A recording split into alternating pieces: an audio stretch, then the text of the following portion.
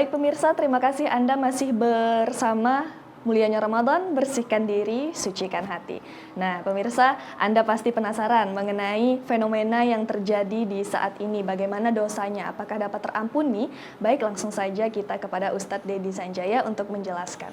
Iya, salah satu indikasi anak durhaka itu adalah anak yang menganggap orang tuanya salah, hatta bahkan sampai dia laporkan ke polisi. Nggak akan pernah diampunkan dosa kita oleh Allah Taala.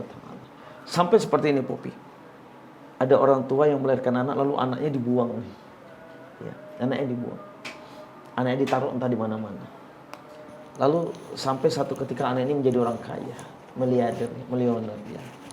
Selebgram kah, artis kah, atau apapun, ya, YouTubers kah, kaya anak ini. Lalu orang tuanya datang. Nah, aku mama engkau, aku bapak engkau, aku yang melahirkan engkau. Anaknya berkata, enggak, kalian bukan orang tua saya. Kemana kalian ketika saya enggak punya apa-apa? Kalian ketika saya lahir, kalian buang saya kemana-mana. Durhaka anak itu. Durhaka anak itu. Emang kalau nggak ada orang tua apa dia lahir? Emang kalau nggak ada mamanya apa dia bisa jadi kaya? Enggak. Jadi pemirsa Tanjung Pinang TV yang dirahmati Allah, jangan sok berjasa kita dengan orang tua kita. Jangan sok banyak pengorbanan kita dengan orang tua kita. Sampai orang tua kita hardik, engkau bukan orang tua saya, engkau buang saya, engkau menghabiskan harta saya. Apalagi kita laporkan orang tua kita ke ranah hukum, ke polisi, sampai ke pengadilan. Demi Allah nggak akan bisa kita cium aromanya surga. Wallah, demi Allah, surga tidak layak untuk kita ketika itu terjadi, ya. Sejahat-jahat apa orang tua, tugas kita berbuat baik kepada orang tua kita.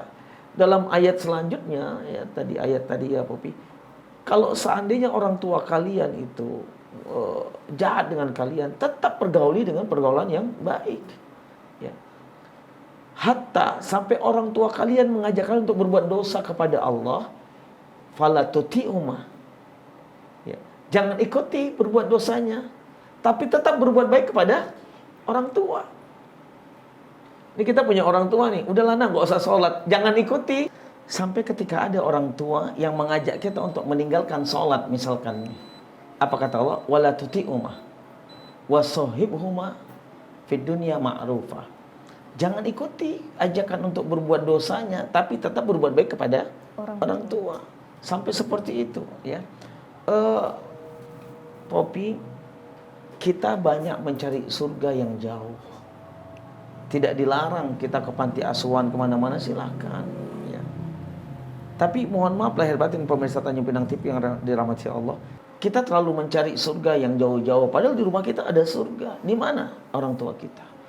Pemirsa Tanjung Pinang TV yang dirahmati Allah, Popi, Rasulullah berkata, inna fi yadi abaikum wa ummahatikum miftaul jannah fakhudhuhu. Di tangan bapak kalian, di tangan mama kalian ada kunci surga. Ambil kunci surga ini. Rasulullah berkata, inna fi yadi ummahatikum wa abaikum miftaul jannah fakhudhuhu. Di tangan mama kalian, di tangan bapak kalian ada kunci surga. Ambil kunci surga itu. Jangan sampai mereka meninggal dunia duluan. Meninggal dunia udah kunci surga juga hilang, ya. Sehebat apa ibadah kita? Seorang anak tahajudnya tiap malam, puasa Senin Kamis yang nggak pernah putus, ibadahnya luar biasa, sedekahnya paling banyak. Tapi dia tidak berbuat baik kepada orang tuanya, dia masa bodoh orang tuanya, dia cuekin orang tuanya, nggak punya nilai di sisi Allah SWT. Nggak punya nilai di sisi Allah Taala. Popi, kalau kita berbicara tentang orang tua, Pop, cukup dua cerita yang bisa kita ambil pelajaran sebenarnya. Yang pertama adalah cerita Uwais Al-Qarni. Uwais Al-Qarni hidup pada zaman Nabi tapi nggak pernah ngelihat Nabi. Uwais Al-Qarni la ya'rifuhun nas. Penduduk bumi nggak kenal dengan dia. Tapi dia dikenal oleh penduduk langit. Uwais Al-Qarni. Sahabat datang kepada Nabi Umar Ibn Al-Khattab, ya Rasulullah, aku kepingin minta doa nih. Apa kata Nabi? Engkau cari Uwais Al-Qarni. Datang, cari. Jumpain dia, minta doa dengan dia.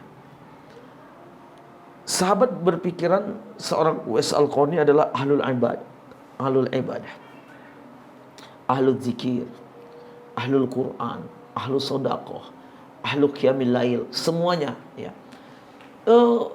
Satu ketika dapat nih masjidnya Uwais Al-Qarni, dia lihat Seolah dia berpikiran Uwais Al-Qarni ini pasti orang yang lama di masjid duduknya. Dia nggak dapatkan. Lalu dia tanya, di sini ada nggak yang namanya Uwais Al-Qarni? Ada tuh yang tadi pertama keluar. Lalu diikutin, dilihat rumahnya. Anak ini tahajud tidak. Habis sholat pergi, kok bisa aku disuruh minta doa? Sampai diketuk pintu Uwais Al-Qarni. Apa yang dilihat? Uwais Al-Qarni berbakti kepada ibunya dengan hal yang luar biasa. Dia yang masak, dia yang nyuapin ibunya, dia yang mandiin ibunya, dia yang urutin ibunya, dia yang menyiapkan semua kebutuhan ibunya. Bahkan pahala terbesar Uwais Al-Qarni adalah menggendong ibunya untuk berangkat haji. Masya Allah. Ketika itu tidak dikenal oleh penduduk bumi, tapi dikenal oleh penduduk langit. Uwais Al-Qarni. Yang kedua, Alqamah, juga sahabat Nabi.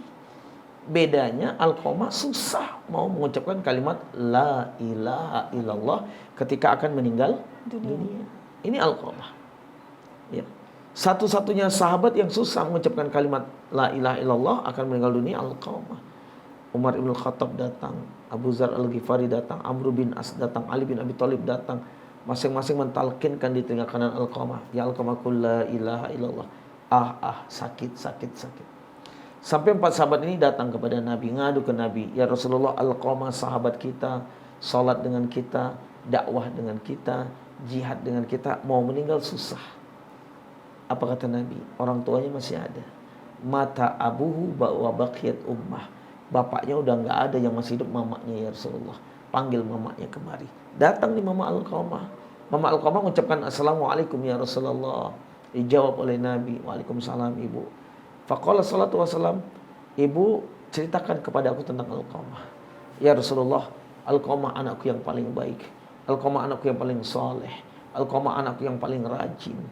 Aku gak pernah mengotori tangan ini di dapur. Alqamah yang masak, Alqamah yang menyiapkan semuanya, mencuci mangkok, piring, kuali bekas masakan. Alqamah nyuapin aku, Alqamah ngurut badanku ya Rasulullah. Alqamah berdoa untuk aku ya Rasulullah. Tiap malam Alqamah selesai dakwah, selesai jihad, dia pergi ke hutan, dia potong kayu-kayu, dia jual, uangnya dia kasih ke aku ya Rasulullah. Alqamah anakku yang paling soleh, anakku yang paling baik, anakku yang paling rajin ya Rasulullah. Tapi ketika dia sudah menikah ya Rasulullah, dia sudah tidak pernah bantu aku lagi. Dia sudah tidak pernah melihat aku lagi. Dia biarkan aku mau sakit, mau tidak, dia udah cuek ya Rasulullah. Dia lebih cinta kepada istrinya, dia lebih perhatian kepada istrinya daripada aku, ibu yang melahirkan dia. Ketika itu aku murka ya Rasulullah. Kopi, pemirsa Tanya Benang TV, ternyata yang membuat Alqamah itu susah untuk mengucapkan kalimat la ilaha illallah ketika akan meninggal dunia apa? Murka ibunya, marah ibunya. Jadi Rasulullah berkata, ridallah fi ridal walidain wa sakhtullah fi sakhtil walidain. Ridho Allah terletak pada ridhonya orang tua, dan murkanya Allah terletak pada murkanya orang tua. Mamanya marah, mamanya murka, Allah murka. Alqamah susah mengucapkan la ilaha illallah. Lalu apa kata Nabi Popi? Ibu maafkan anakmu. Enggak ya Rasul, sakitnya tuh udah sampai di sini nih. Udah kayak lagu tuh. Ya, sakitnya tuh udah sampai di sini, kata sang ibu. Maafkan. Ibu ini kekeh nggak mau maafkan. Lalu apa kata Nabi? Nabi perintahkan 4 sahabat tadi mencari kayu bakar untuk bakar Alqamah hidup-hidup. Mendengarkan kalimat itu, ibu ini jatuh tersungkur. Lalu Nabi angkat ibu ini. Nabi angkat. Apa kata sang ibu? Ya Rasul, ibu mana yang kuat melihat anaknya dibakar hidup-hidup? Ya Rasul, ibu mana yang tega melihat anaknya disakitin? Aku yang menjaga Alqamah dalam rahimku ya Rasul. Aku yang melahirkan Alqamah. Dengan kedua tanganku aku besarkan Alqamah ya Rasul. Jangan kau bakar anakku hidup-hidup. Ya. Inilah hati sejujurnya orang tua. Mungkin pemirsa Tanjung Pinang TV, orang tua kita mungkin mulutnya kasar, tapi hatinya nggak pernah kasar. Mungkin mulutnya cerewet dengan menantunya, dengan anaknya, tapi hatinya nggak pernah cerewet. Untaian doa terbaik untuk anaknya, sepelit-pelit apa anak itu, orang tua tetap doakan yang terbaik untuk anak. Ya. Lalu apa kata Rasulullah? Udah maafkan anakmu. Baru sang ibu, ya Rasulullah, cintaku, kasih sayangku lebih besar daripada marahku ya Rasul. Baru Alqamah mengucapkan kalimat la ilaha illallah, semua mata meninggal dunia. Masya Allah. Luar biasa sekali pemirsa Tanjung Pinang TV, ternyata pahala yang kita dapat dari berbakti kepada orang tua, dari kita memuliakan orang tua kita, dari kita menjadikan orang tua kita sebagai raja di rumah kita. Dan ternyata luar biasa juga dosanya ya Ustadz ya, apabila kita menjadi anak yang durhaka ya Ustadz ya. Nah, baik pemirsa Tanjung Pinang TV, semoga kita tidak tergolong kepada anak-anak yang durhaka dan semoga kita dapat mengambil hikmah serta pembelajaran dari dari kisah-kisah para pendahulu kita ya Ustadz ya. Iya. Baik pemirsa, tidak terasa sudah lebih kurang 30 menit kami menemani Anda dalam program Mulianya Ramadan pada hari ini. Baik, kami ucapkan terima kasih kepada sponsor kami, Ramanda Tour and Travel dan juga air minum Sanford. Nah pemirsa, sampai jumpa di episode berikutnya. Mohon maaf apabila terdapat kesalahan. Terima kasih atas kebersamaan Anda.